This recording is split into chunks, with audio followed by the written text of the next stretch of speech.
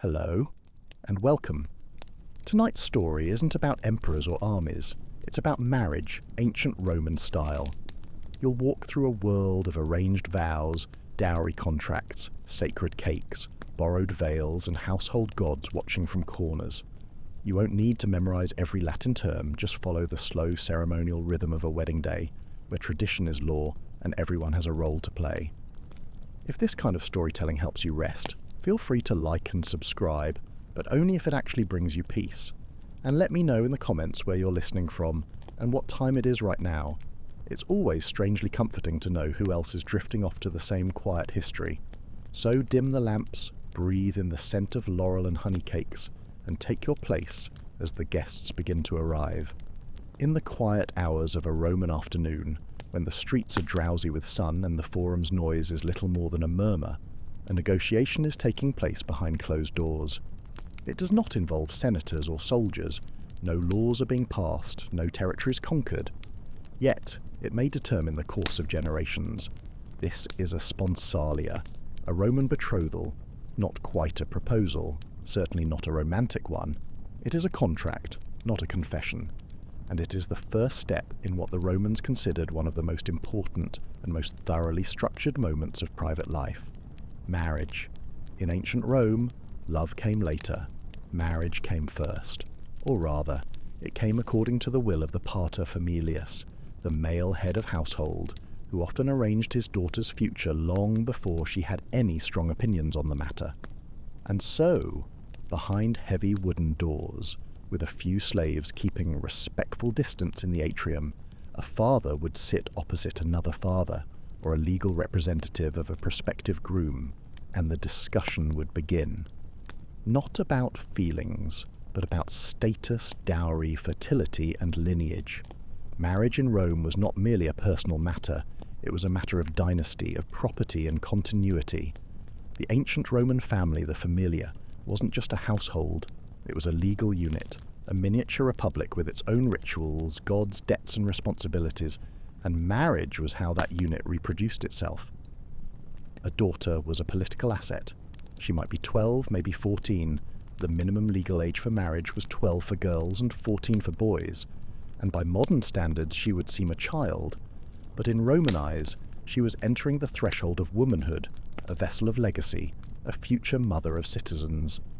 This early age for marriage for girls was not seen as exploitation, but as a practical necessity, allowing for a long childbearing period to ensure the continuation of the family line, and to train them early in the demanding duties of a Roman matrona.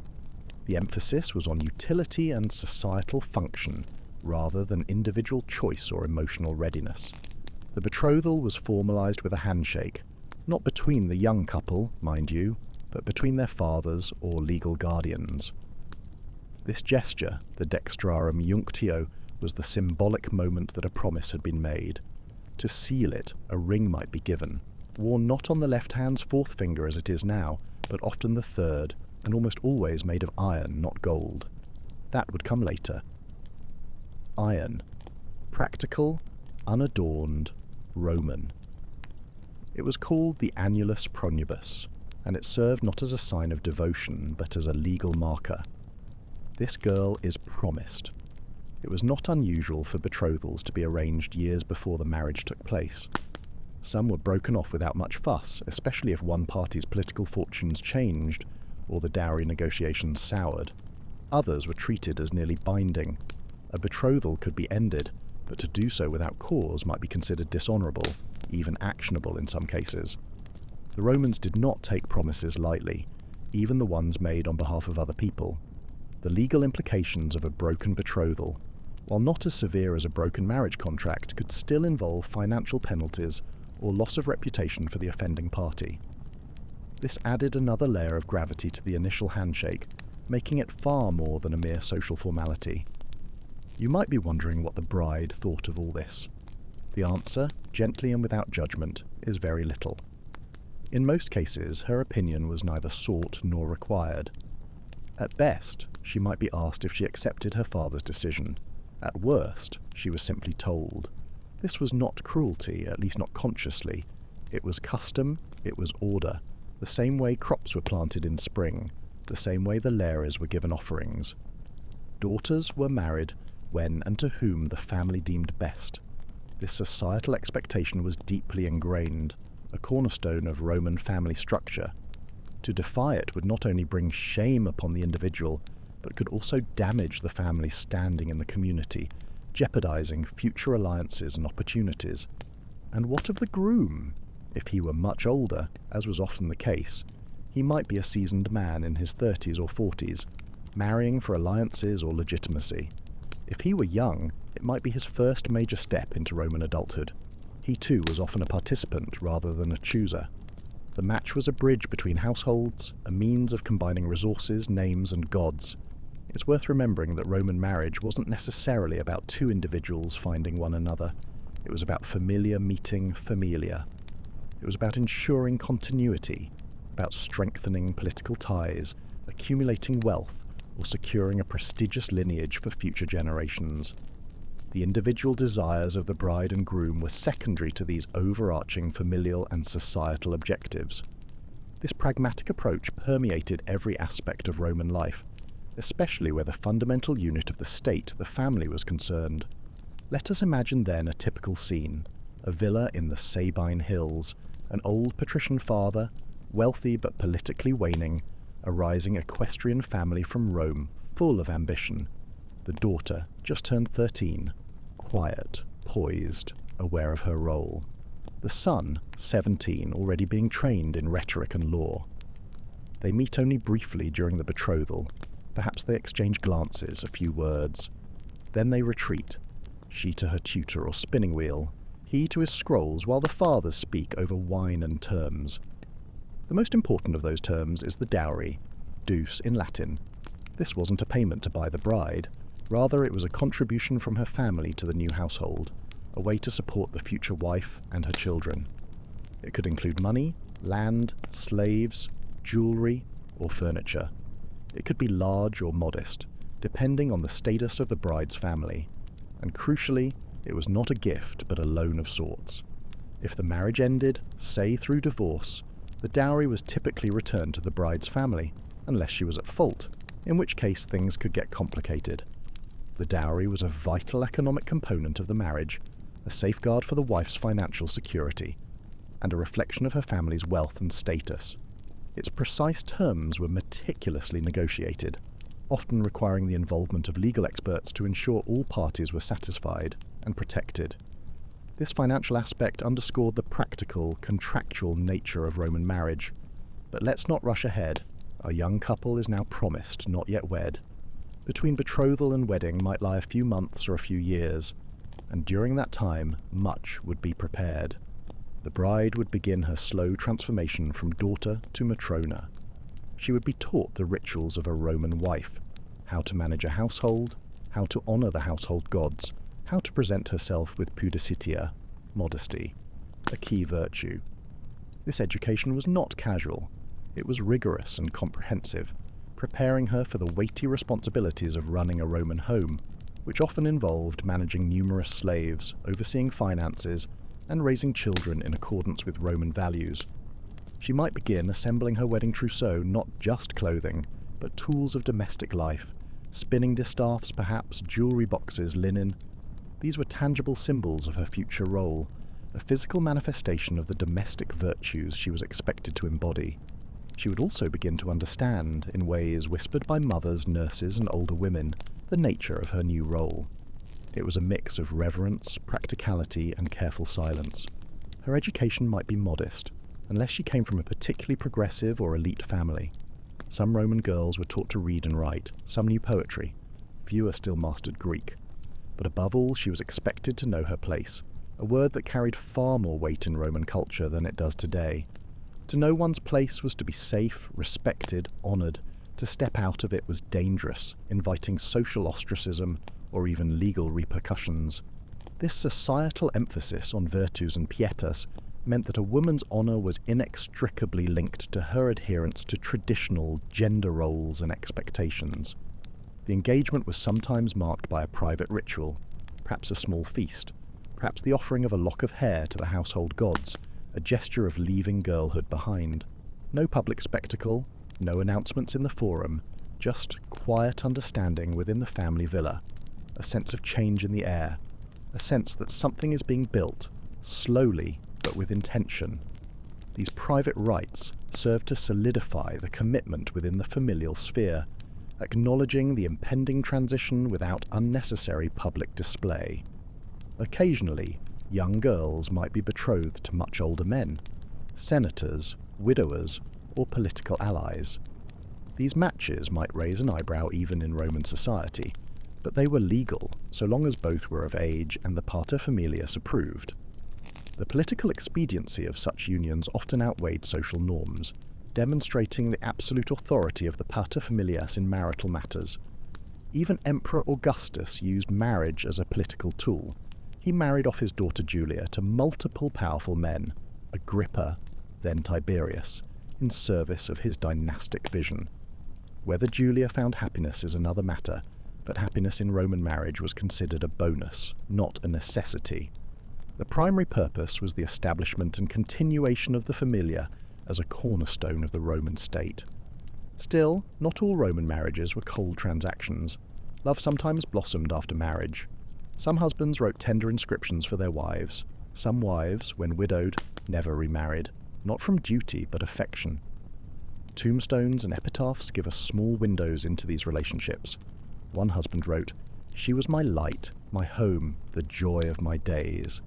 Though the gods took her, her smile remains in the warmth of the sun." These rare glimpses into personal affection suggest that while love was not the basis for marriage, it was not entirely absent from Roman life. Affection could grow within the confines of a structured arrangement, proving that human connection could thrive even in the most pragmatic of unions. For now, our couple remains unwed but promised. The villa sleeps. The scroll is signed. The ring exchanged. The father satisfied. The bride's mother stands in the courtyard watching the sky darken. Inside, the girl sits quietly, running her fingers over the iron ring. It is plain, cold, and slightly too large. She is thinking not of romance, but of preparation, of the long path ahead, of the day she will walk, not alone, but very aware, toward her husband's house. And so the betrothal ends, not with celebration, but with waiting.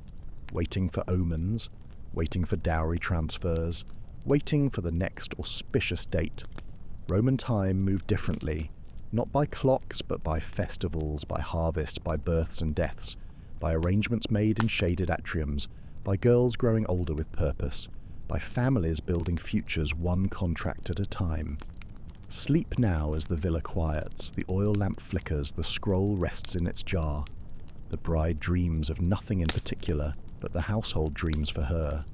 The betrothal is sealed, the wedding not yet, but it is coming, and it will arrive not with fanfare but with ceremony, and olives, and veils the colour of flame. In ancient Rome, time was not measured by clocks. It was measured by omens, by birds in the sky, by the position of the stars, by which day of the month fell after which other day, and what some long-dead augur once thought about it. You see, the Romans did not merely observe time, they negotiated with it, and nowhere was this negotiation more delicate or more saturated in superstition than when it came to choosing the date of a wedding.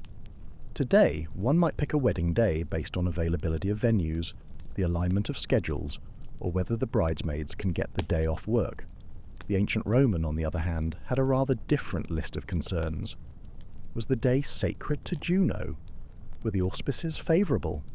Was it a dies nefastus, a forbidden day on which no public or private business should be conducted? And most importantly, had someone sneezed in the atrium that morning? Because that too could cancel the whole affair. The meticulous attention to these seemingly trivial details highlights the deeply ingrained Roman belief in divine intervention and the pervasive influence of superstition on daily life. To ignore such signs was to invite misfortune, not just for the couple, but potentially for their entire familia. Let's start, as the Romans did, with Juno. Juno was the queen of the gods, patroness of women, childbirth and marriage. If a wedding was to have divine blessing, Juno had to be pleased.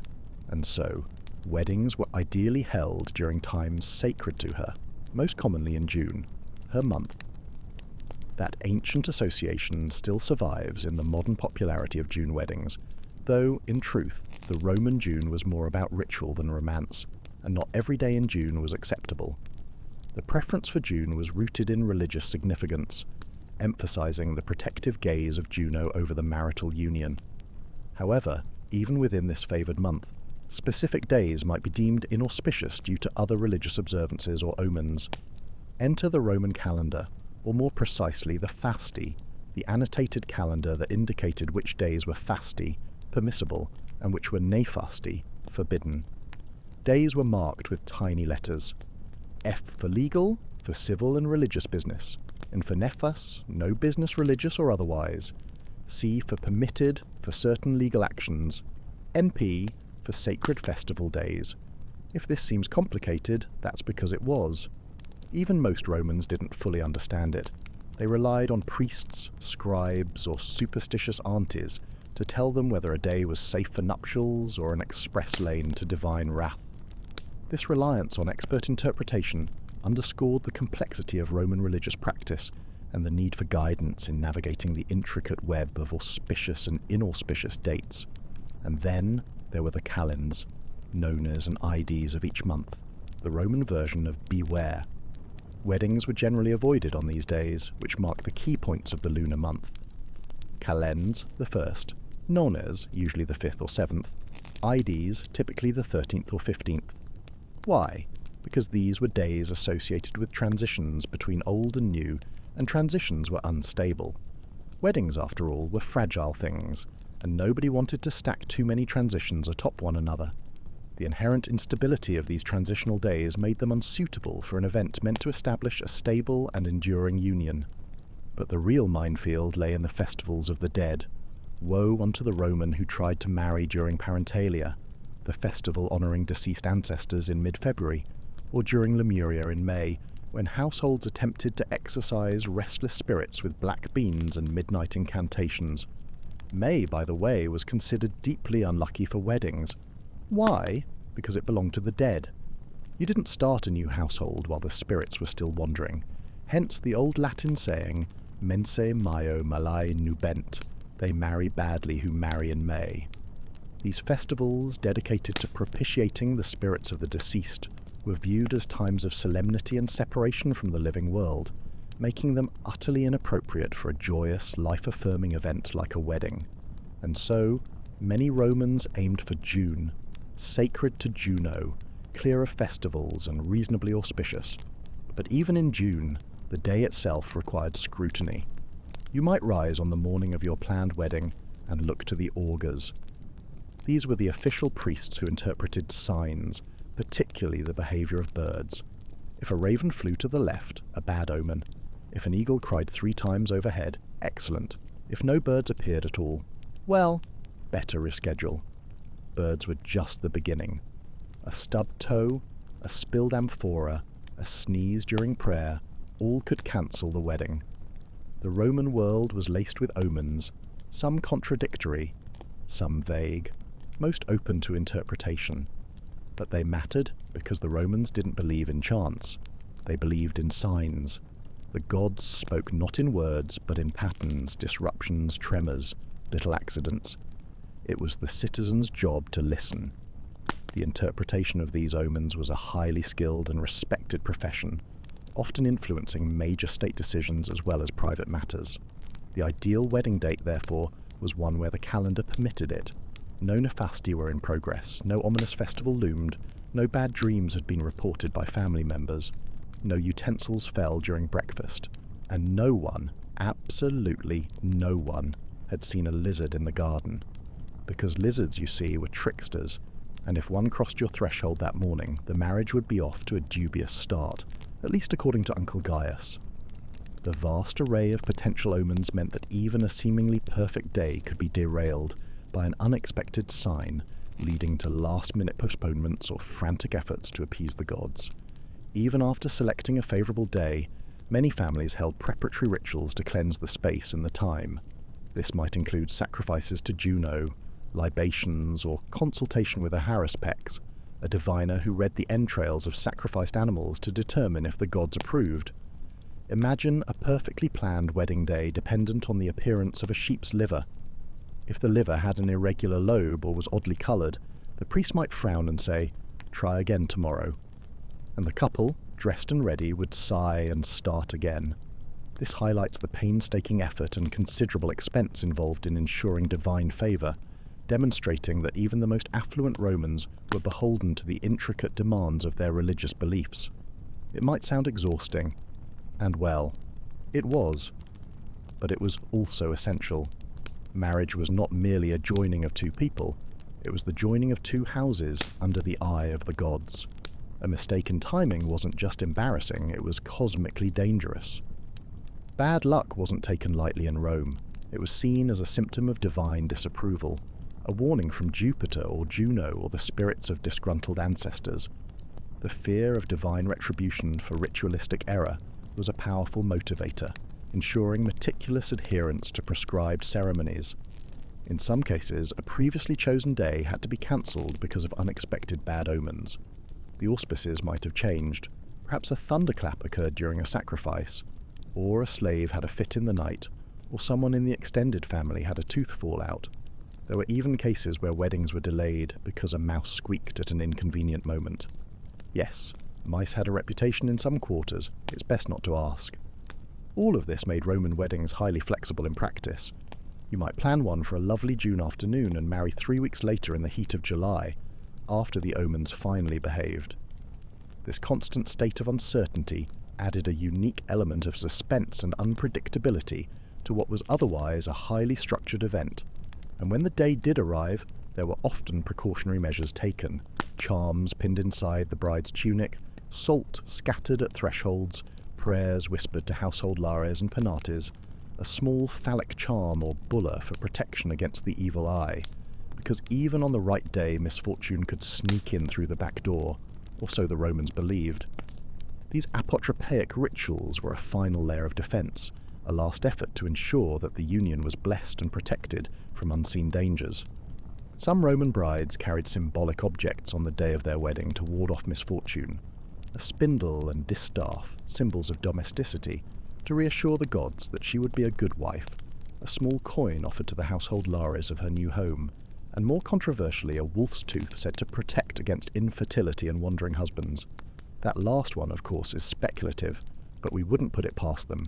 And even after all this, the date chosen, the signs interpreted, the omens satisfied, the marriage could still be challenged if someone claimed the auspices had been misread.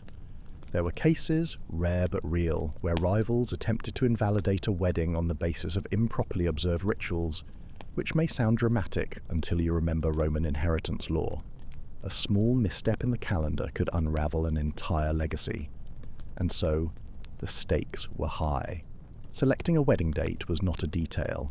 It was a religious event, a matter of family honour, cosmic favour, and long-term fortune.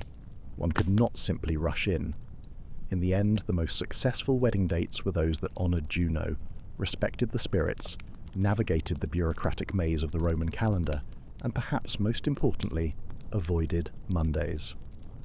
That last bit may not be historical, but one imagines it was a quiet consensus. So let us step back now. The bride waits in her room, the household bustles, the father counts coins and rechecks dates on a wax tablet. A priest murmurs over the sacrificial remains of a goose, and a young boy is sent to climb the roof and look for birds. Just in case. The wedding is nearly here. If the gods are willing, if the birds approve, if the sheep's liver cooperates, and if no one sneezes before breakfast.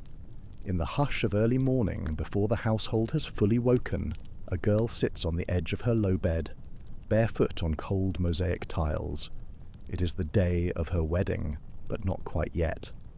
First comes the transformation, for in ancient Rome, a bride was not simply dressed, she was made into a wife, made into a matrona, made into a living symbol of tradition, virtue, and domesticity. And the process was, like all things Roman, thorough. This meticulous preparation underscored the profound shift in identity and status that a Roman woman underwent upon marriage. Her individual self was subsumed into her new role as a wife and future mother, a vital cog in the machinery of the Roman familia, and by extension, the Roman state. Let us begin with the hair. You might imagine some grand curling arrangement with fragrant oils and braids wound like vines. You would be right. And yet, what seems like fashion is really ritual. The bride's hair was arranged in a style known as the sex crines, 6 long braids parted with a spearhead. Yes, a spearhead, not out of aggression. Though the symbolism is sharp enough, but because it echoed the ancient days when marriage and warfare were more closely acquainted than anyone cared to admit. The spear symbolized the old Roman virtue of conquest, though in this case the conquest was symbolic, the girl leaving her father's home to enter her husband's. It also hinted at the protective, almost sacred seriousness of the marriage union. A reminder, this is not flirtation, this is legacy. The use of a spear, a tool of war for a bridal coiffure, reveals the Roman mindset that even domestic life had its battles, its triumphs, and its imperative for strength and order. The 6 braids themselves weren't randomly chosen.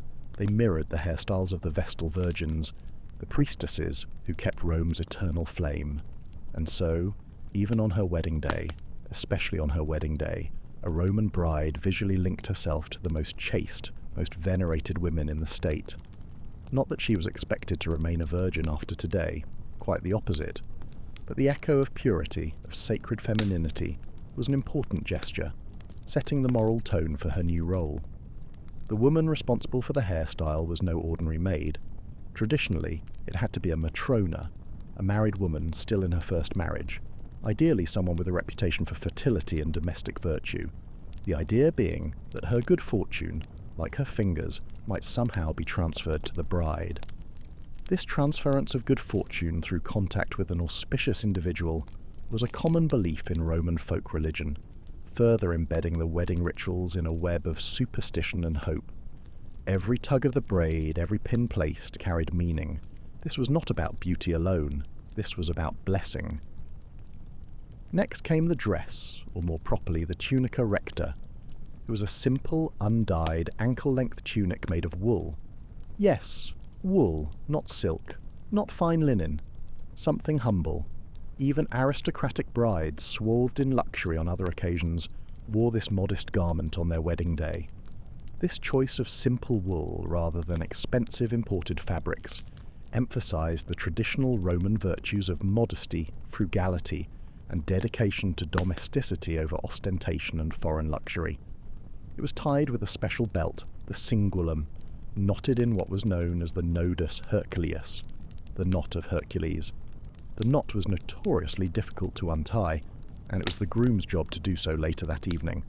This was not subtle. The knot symbolized fertility, strength, and the marriage bond, and if Hercules could wrestle lions, surely he could manage a bit of symbolism in bed. The symbolism was overt, leaving no doubt about the expectation of offspring and the strength of the marital union. Over the tunic came the veil, the most distinctive, most dramatic piece of the bridal costume. It was called the flammeum.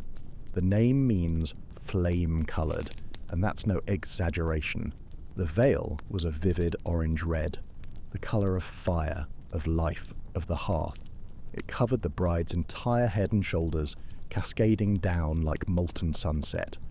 This was not a bashful accessory. It declared loudly and symbolically that the woman beneath it was no longer a girl. She was now dedicated to domestic fire, to her husband's hearth, to Vesta, the goddess of home and family.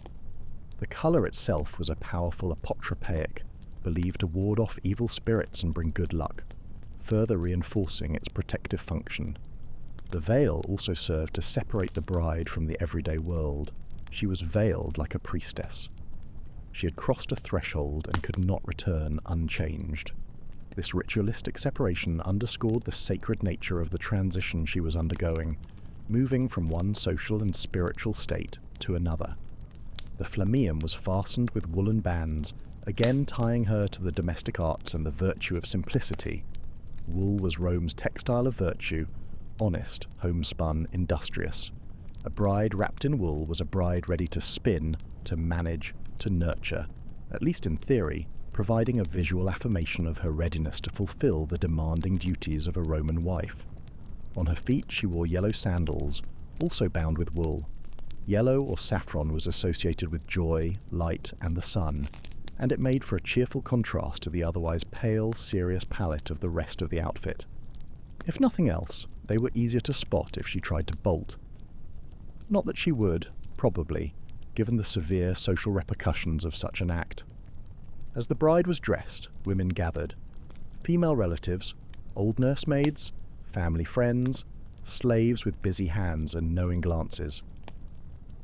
They brought gifts, not bridal showers in the modern sense, but small tokens, charms, embroidered cloths, coins, and amulets.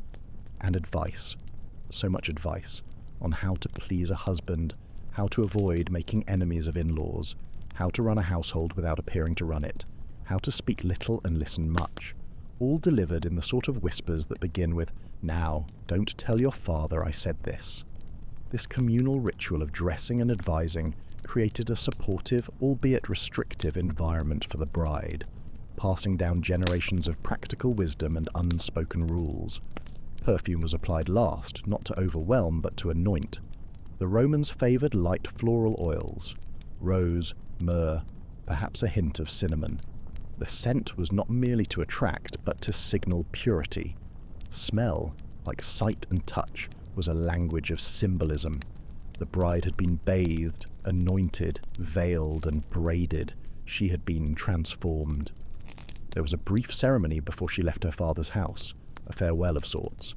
She would dedicate her childhood toys, dolls, ribbons, or trinkets to the household gods, to Lares Penates, and sometimes to Venus, asking for protection in her new life.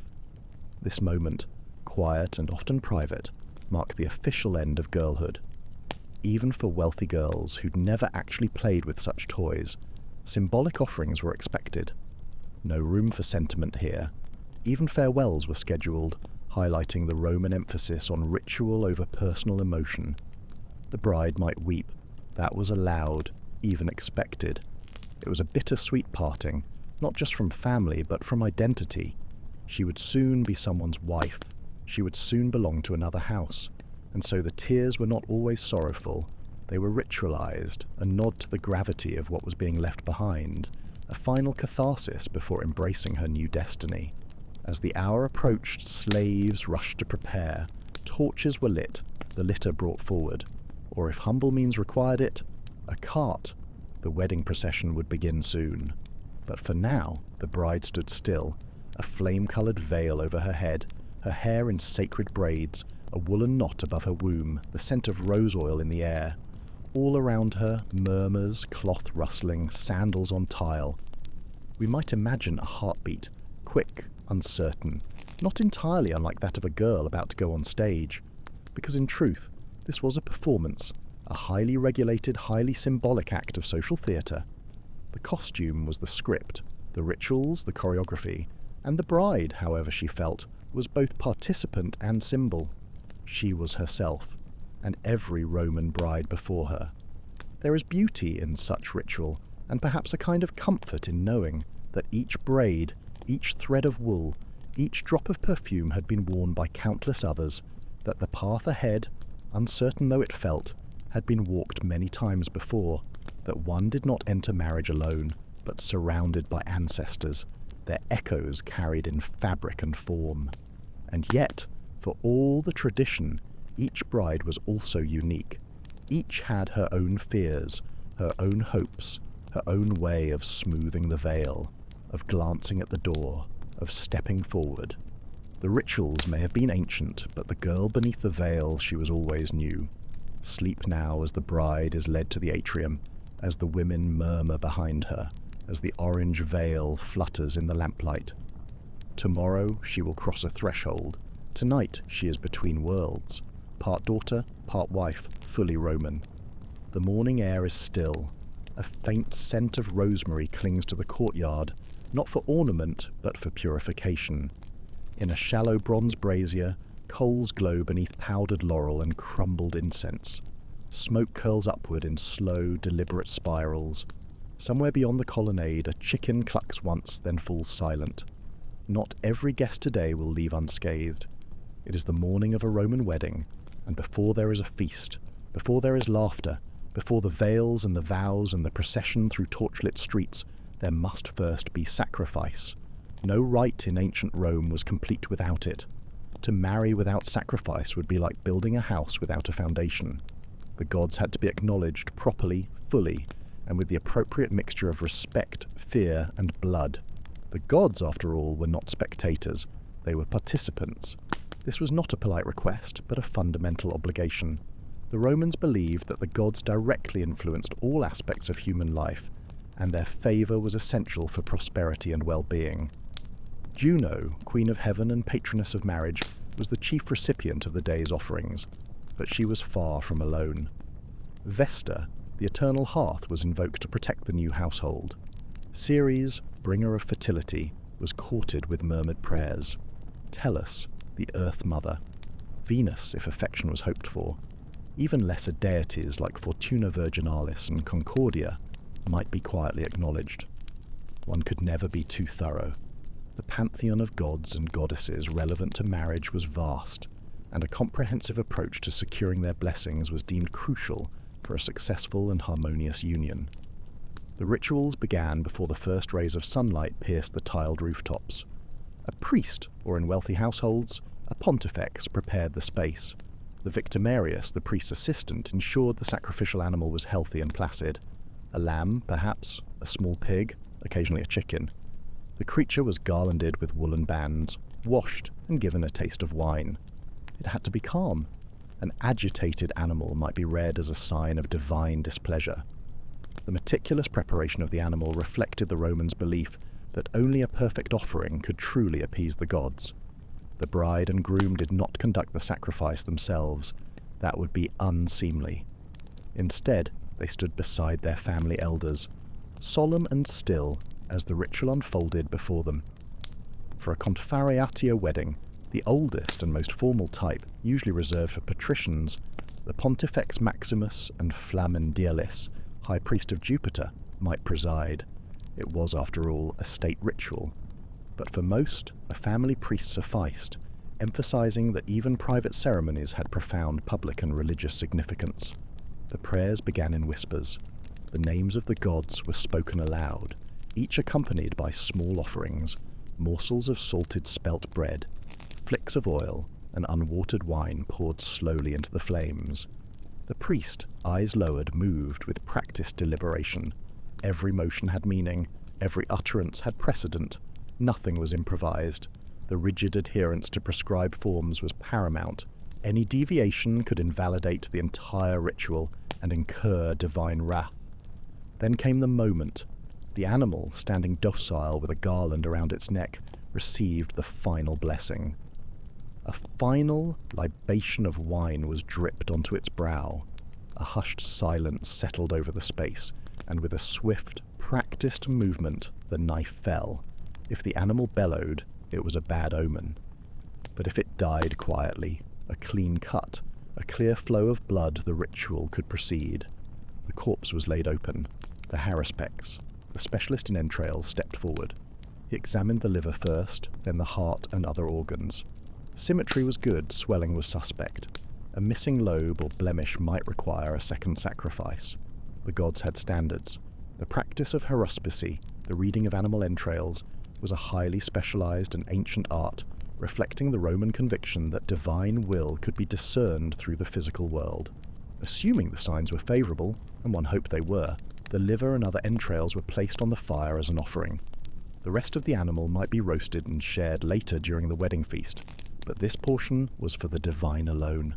The smoke curled upward, carrying the scent skyward, while the priest recited a final blessing. Then the human portion of the ceremony resumed. The bride, veiled in flame-coloured fabric, might make her own quiet offering, a coin to the household Lares, a strand of hair to Juno Lucina, protector of childbirth. She had only moments ago been a daughter. Now she stood between two worlds, no longer of her father's house, not yet fully of her husband's. The gods recognized transitions, they watched them closely, and they had to be invited to bless them. This private offering by the bride, even amidst the larger public sacrifice, highlighted her personal commitment to her new roles and the gods who presided over them. Some rituals were old, nearly forgotten. The bride might offer her childhood toys, dolls, spinning wheels, trinkets at the family shrine, a symbolic shedding of girlhood, an act of farewell. The past had to be honoured before it could be left behind. Elsewhere in the house, the women whispered among themselves. The servants tidied the ashes. The incense was refreshed. A dish of mola salsa, sacred salted flour, was passed hand to hand, prepared by a matrona or purchased from the Vestal virgins. It was used to purify the offering. Even the flames needed sanctifying. Outside, a slave boy ran an errand. A musician tuned his lyre. A relative muttered that the liver looked strange after all, but the priest, calm and unmoved, pronounced the omens sufficient. The marriage could proceed. Roman religion was contractual. You gave to the gods, and in return you asked, not begged, for favour. It was a relationship based on mutual obligation. Rituals were not expressions of personal devotion. They were legal, binding, formal. They had to be done, and done correctly. This formal, almost legalistic approach to religious practice permeated Roman society, extending to the most intimate of ceremonies. This gave Roman weddings their peculiar mixture of intimacy and formality. The setting was domestic, the stakes were cosmic. To forget a libation or skip a line of prayer was not a personal failing. It was a ritual error, one that might ripple forward into the marriage itself. A barren womb, a discordant household, a premature death. Superstition, perhaps, but what Roman would take that chance? The fear of divine disapproval was a constant undercurrent, ensuring meticulous adherence to every prescribed detail.